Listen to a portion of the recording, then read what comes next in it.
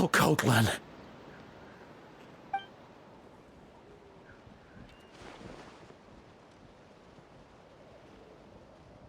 Abyssal corrosion syndrome.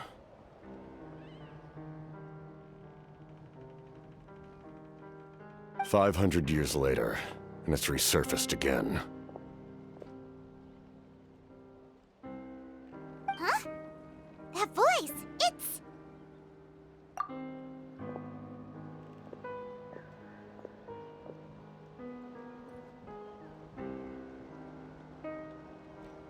Direct contact with high concentrations of abyssal power causes irreversible mental trauma in most people.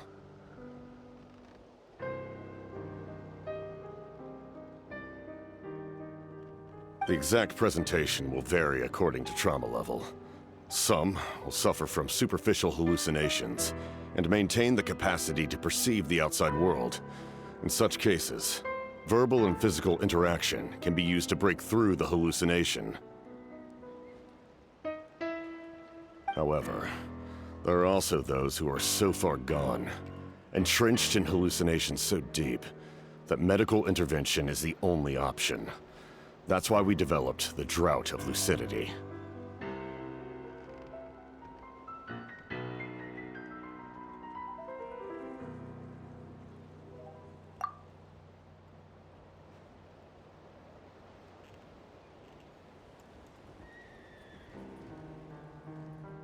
The draft of lucidity? It's a kind of medicine that can dispel the psychological impact of the abyss. The treatment comes with severe side effects, including chronic migraines for the rest of the patient's life. So, it's reserved for the worst cases. This man is a devoted warrior, one not easily swayed from battle. That is precisely why it's so difficult to pull him out of this hallucination. If you trust me to be true to my word, give him this.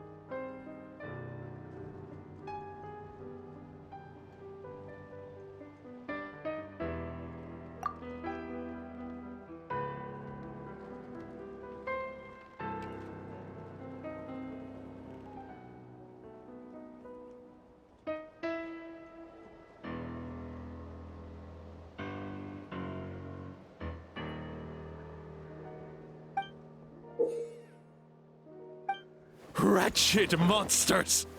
Setting up an ambush! Give me your worst! It's either your end or mine! Hurry! He's awake! Please, give him the draft.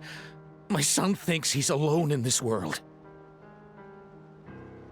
In his mind, all his family and comrades are gone, and only enemies remain. There's nothing more painful for a warrior than losing everything you fought so hard to protect.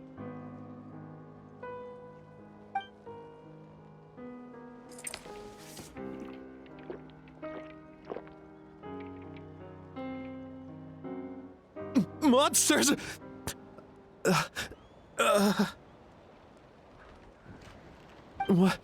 What's going on? Dad? What are you doing here? My head hurts. I just had the strangest dream. I dreamt the abyss took over the tribe.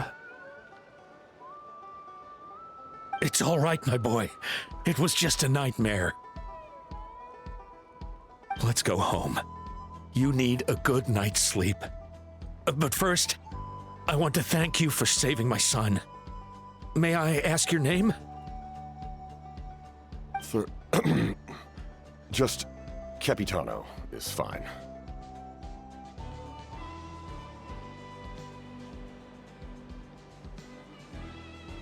I owe you more than words can say, Mr. Capitano. My name is Mune. You're welcome in my home anytime. Time to go, son. Can you stand?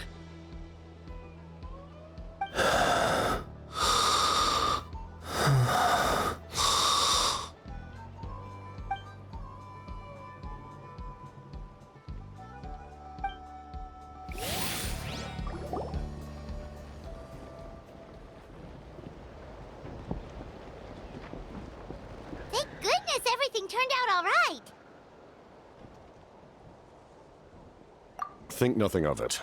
I agreed to offer you my aid, so this is merely a part of that duty. Besides, I care deeply about this land. Right! When we were with Moika, you told us you and your soldiers defended Natlan against the Abyss 500 years ago.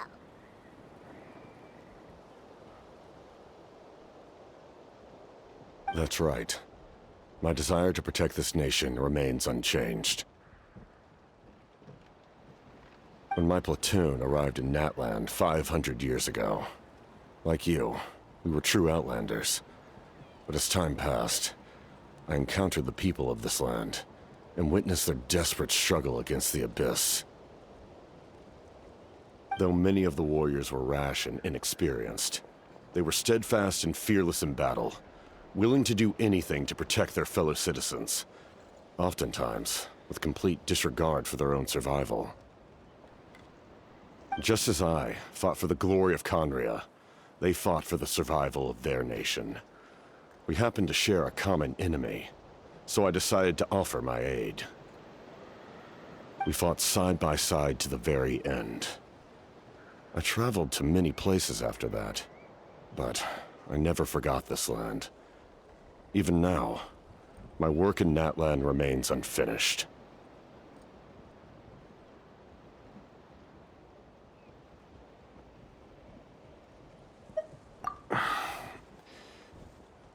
It may seem difficult to understand, but the reason is really quite simple.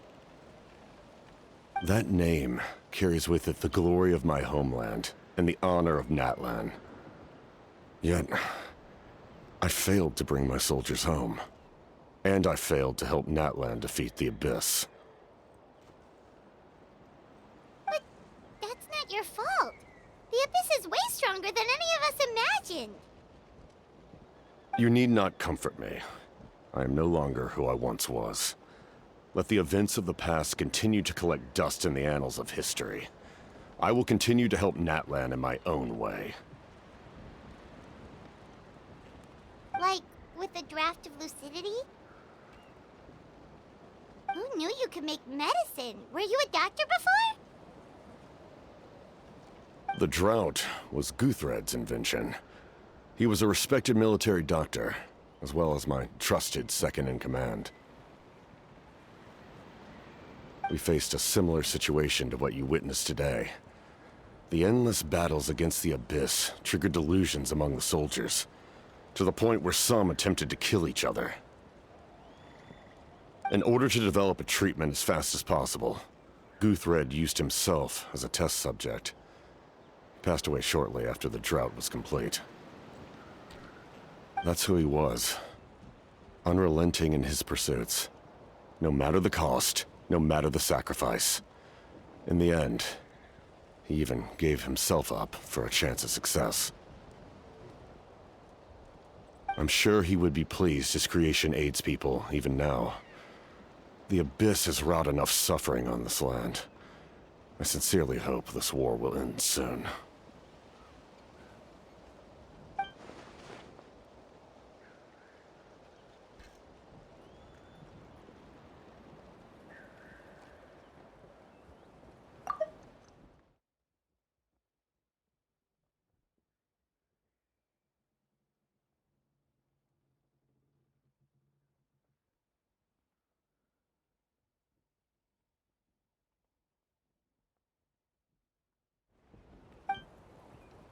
Stop worrying about other people's survival, about their losses and sacrifices. You just need to win. That must be why I've returned. For this moment. Please finish what you set out to do, Commander.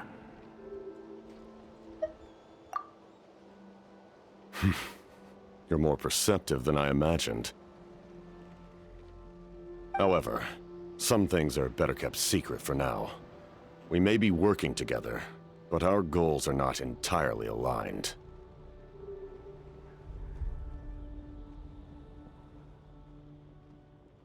What's with the secrets all of a sudden? Paimon's starting to think we should be more careful around you. I do not mean to jeopardize the trust between us. I simply prefer to keep this to myself, because it's a personal matter.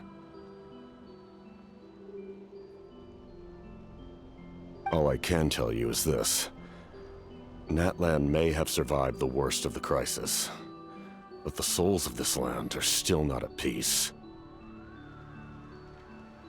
And that is why my work is not yet done. Well, if it's personal, then we'll just have to trust you. If you have other questions, I'm willing to answer them. Wait, like anything? Hana wants to know how you eat with the mask. Anything you want to ask, Traveler?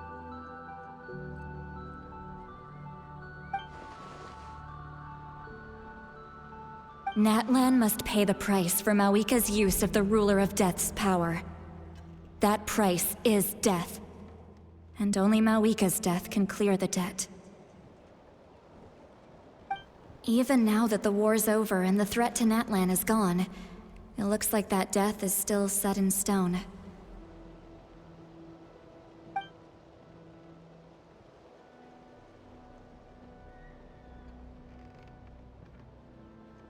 In the garden cultivated by the gods, flowers and weeds grow side by side. When the weeds compete for nutrients in the soil, the gardener intervenes to inhibit their growth. I'm not one to pass judgment based on my own standard of right and wrong. But it is an undeniable fact that she is responsible for my suffering, as well as that of my people.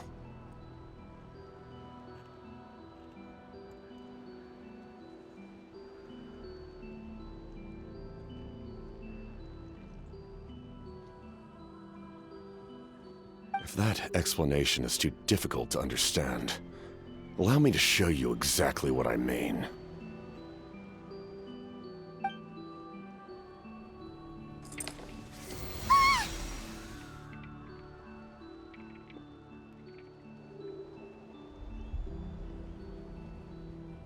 The ruler of death can freely define the form of death, or grant immortality to anyone she desires.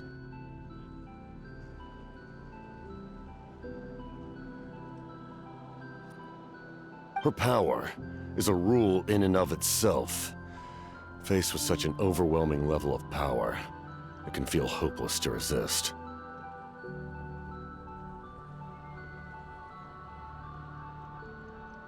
But I am of the belief that, in this world, no destiny is unchangeable, no death inevitable, and no rule unbreakable.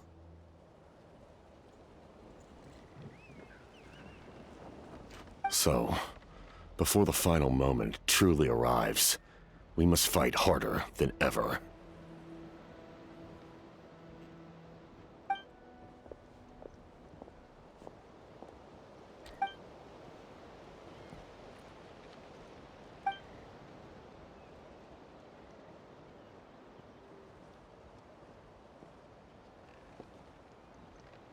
Oh, did something happen?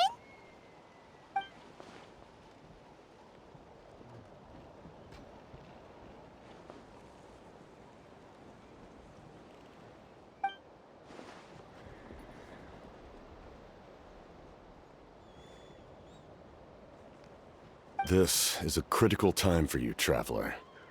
It's best not to delay, so let us end our conversation for now. Best of luck to you all. Goodbye.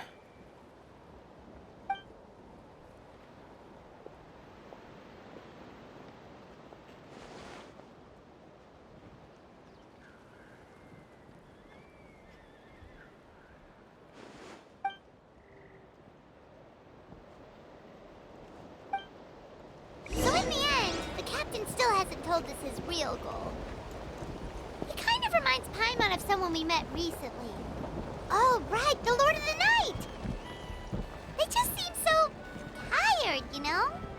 Since they've both been alive for many centuries, do you think that's just what happens when you've been alive for too long?